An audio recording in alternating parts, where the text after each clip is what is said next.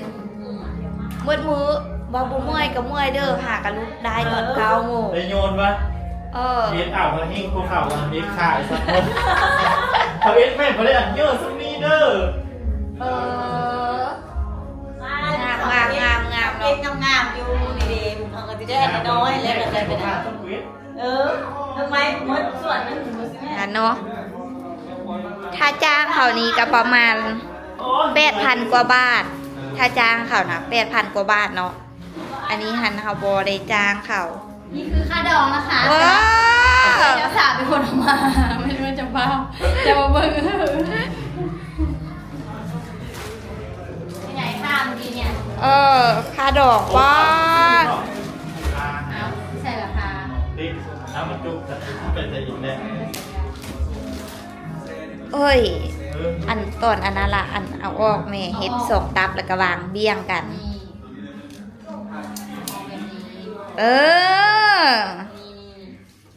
ค่าดอกไอ้ล่า500,000 กว่าบาทโอ้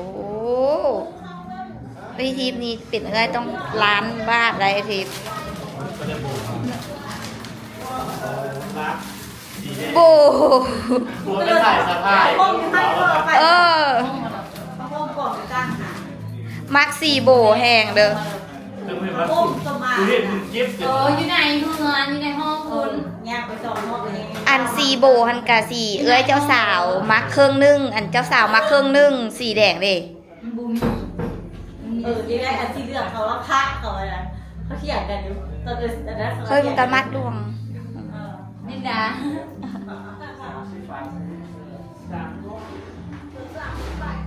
เก๊กับเก๊จะเบอร์50นี่แหละมันเก๊นับเลยแม่เหยียบเบงเด้อเบอร์ที่เบงนึงโบพอ5-60 พันกะย่าที่บอก500,000 200,000ต้องนับว่ะเกิดนะเนาะเกินบ่ล่ะที่จริงต้องเกินหน่อยนึงเพื่อนที่จริงต้องใส่เกินหน่อยนึงให้มันเกินเท่าไหร่ก็ได้ให้มันเกินมันต้องให้มันเป๊ะต้องสกอตติ๊กโบก็ต้องสกอตตี้ทั้งรุ่มค่ะที่ใส่แล้วเป็นกอทีนเพราะว่ามันเป็นมัดยืดอันนี้เป็นจูบเนี่ยมันชั่วเอาเงินไหนนี่เงินไหนนี่ใส่เกินน้อยนึงหัวซาวเลยซาวบอกใส่เท่าไหร่ก็ได้พันกีบไม่อย่างก็ได้เบิร์ดโคแต่เกิน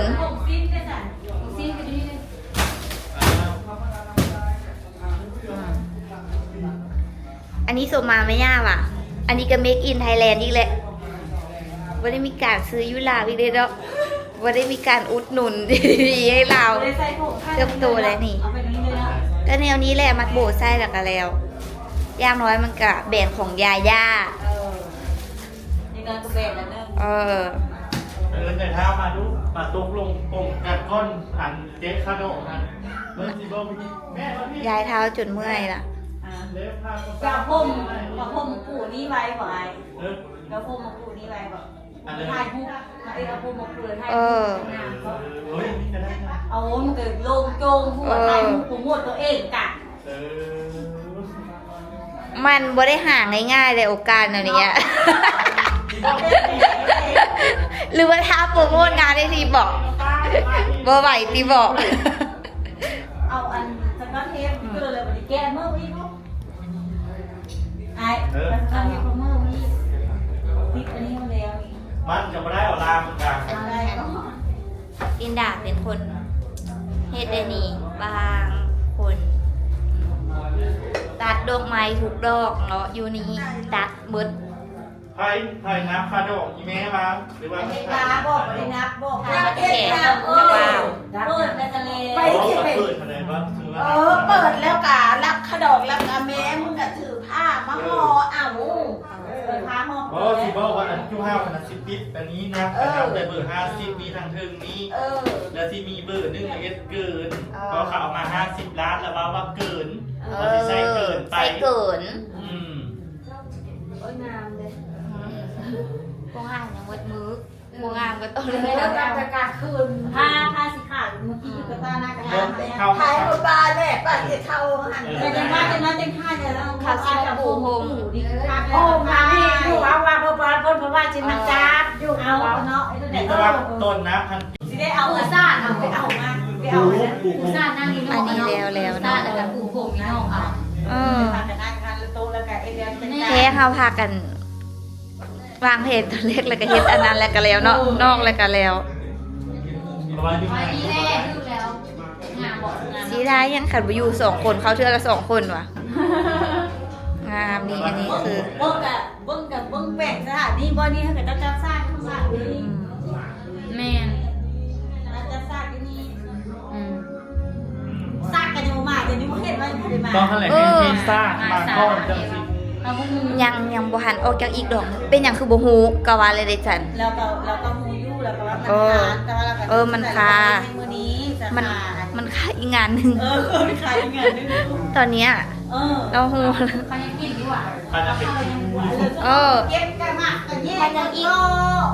อีกอันนั้นน่ะยังบ่แล้วน่ะ เงินจุจ้ามันมัด มันหลายงาน อะไร นี่อันนี้คือ โอ้ไปเอามา แล้วเนาะอันนี้ของเจ้าบ่าวที่จะจับแห่มื้ออื่นขันมาก ขอไม่หยังครบจบเนาะค่าดอกเวลานี่500,000 บาทเด้อ เล็บบอกว่าบอกเพื่อนเนาะ ค่าดอกเวลานี่500,000 บาทคำ20 บาทน้ำเติมกิโลเลย ลูกสาวลาวมูลปูนี่เท่าใดเฮ้ย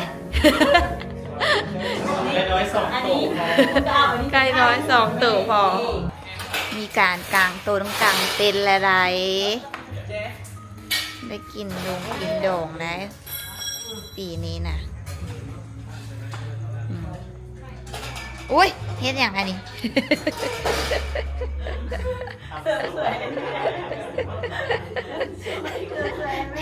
ที่มาของคำว่าตื่นมาแล้วสวยเลย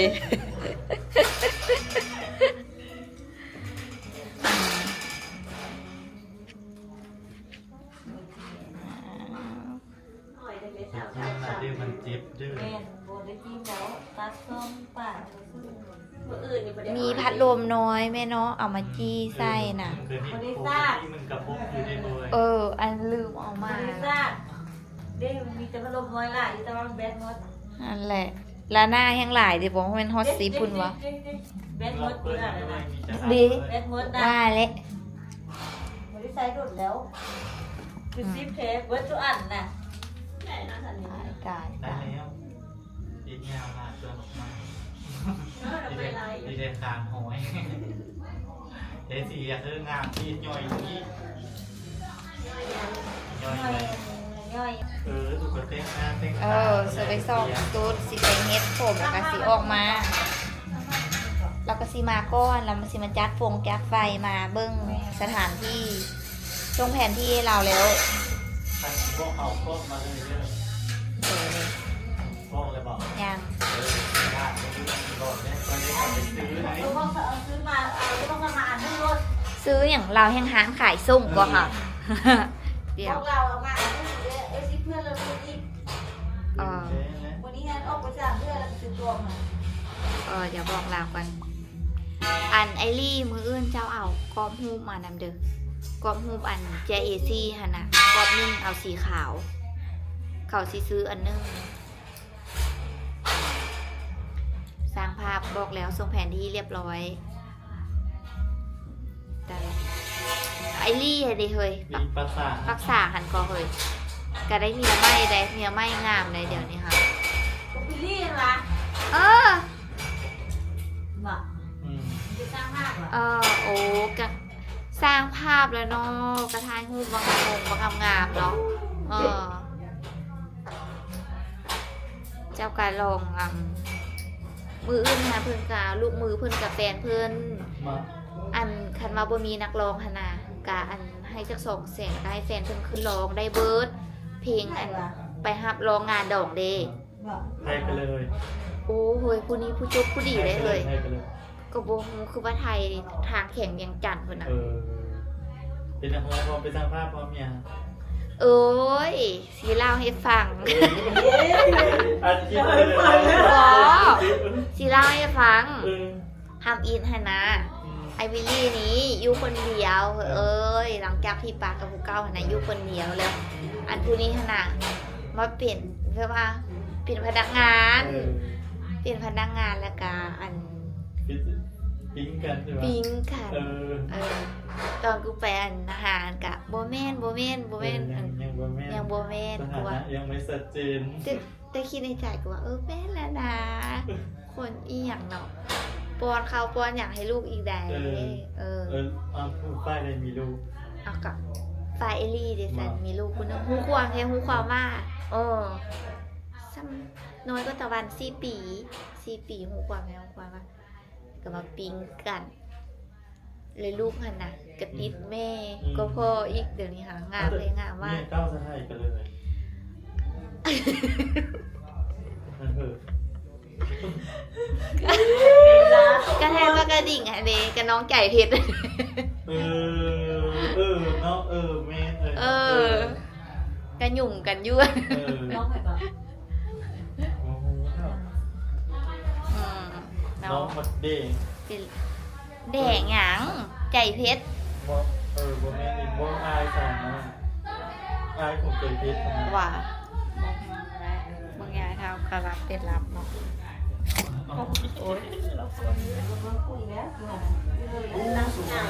เดี๋ยวพาออกไปเบิ่งทางนอก ใช่คนแท้ 11 โมงแล้วทุกคน 11 โมงกลางคืน ตอนนี้ลินดาก็ยังบ่ได้กลับ มื้อนี้มันมืดมือมาเบิ่งดอกเวลาดีใจเนาะได้ผัวกันเลยแบบยังบ่ได้กลับวันนี้ เมื่อนอนตื่นมาแล้วมายี่เนาะดีใจเด้ เดี๋ยวเขาจะมาเบิ่งเต็นท์ภายนอกกันพี่น้องเอ้ยงามแท้งามว่าตอนนี้หันยังบ่ได้แล้วเบิดเนาะแต่ว่าก็เป็นโครงสร้างเป็นโครงห้างแล้วปะเฮามาเบิ่งนำกันนี่ได้พี่น้องบ่ได้ว่าเฮ็ดอยู่หน้าห้องแถวไอทิพย์เนาะนี่อันนี้ก็จะตบจะแต่งเบิดทุกสิ่งทุกอย่าง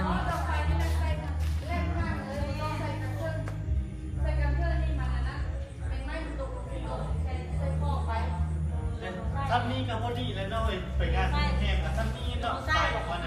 ใส่ต้องกินกล่อง กะถ้าเบิ่ง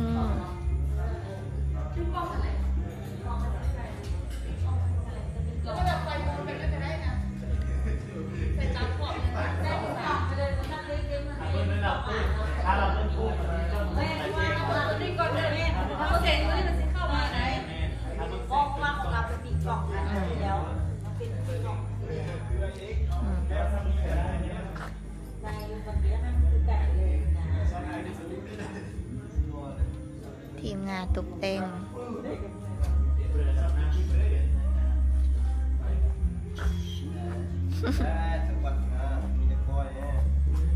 ้าเบิ่งเนาะอันนี้คือตอนแล้วมันสิงามบ่อันนี้คือตอนตกแต่งเดี๋ยวถ้าเบิ่งตอนแล้วกันว่าสิงามซ้ำได้เนาะคุมงานเองอะบ่รับบ่นอนจะโมงแล้วเวลา ตอนนี้มา11 โมงแล้ว 11 โมงครึ่ง ยังไม่ได้นอนนะคะ เดี๋ยวเรามาเบิ่งถ้าเบิ่งมืออื่นกันต่อเนาะมืออื่นทันมืออื่นจึงเปิดตัวเจ้าบ่าวมื้อนี้ยังบ่ได้เปิดตัวเจ้าบ่าวเธอเด้อเวลาเดี๋ยวจะออกไปนอนได้แล้ว เดี๋ยวนอนน้อยมืออื่นแต่งหน้าบ่ได้เข้าหน้าใด ตบน้ำใส่ เดี๋ยวให้ออร์แกไนซ์ที่มาจากเมืองกะลิงกะลาดเบิ่ง อันอยู่ไก่บ่เมืองเกี่ยวอยู่ เขายังบ่ฮู้ทางเมืออยู่เนาะ เพิ่นมาแต่เมืองกาลิงกาลาดเดี๋ยวนี้นะเดี๋ยวให้เจ้าสาวไปนอนเนาะพี่น้องเดี๋ยวมื้ออื่นแต่งหน้าบ่เข้าบ่สวยเลยล่ะ